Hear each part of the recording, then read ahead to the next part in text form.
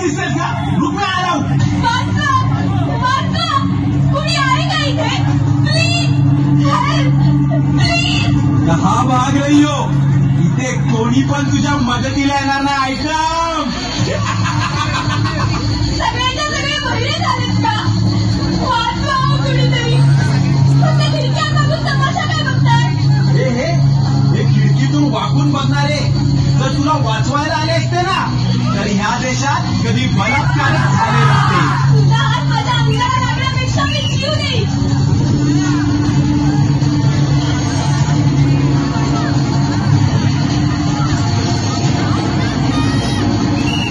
माझ्या आजूबाजूला कुणीच वर्ग नाहीये का? सगळे क्षमता जन्माला आले. आज जर माझ्या अवधीला धक्का लागला ना, तर तुमच्या आया बहिणी तुम्हाला कधीच माफ करू शकणार नाही. तुला काय वाटलं मी गेलो? वाचवा वाचवा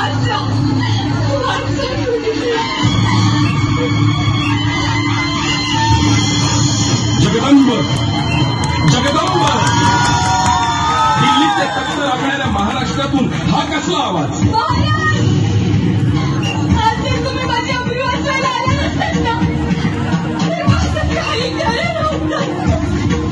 शरम वाटते, शरम वाटते.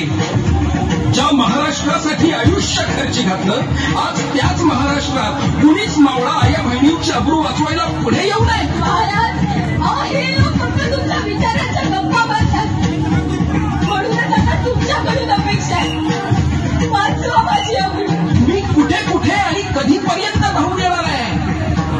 आज 350 वर्षानंतर सुद्धा आया बहिणींची अब्रू वाचवायला माझीच गरज लागणार असेल, तर माझ्या नावाने राजकारण करणाऱ्यांची मला लाज वाटते. महाराज, मग आता माझी अब्रू कोण वाचवणार? तू. मी? होय तू. आता महाराष्ट्रातील प्रत्येक महिला भगिनी ह्या काळात स्वतः छत्रपती होणार, छत्रपती होणार.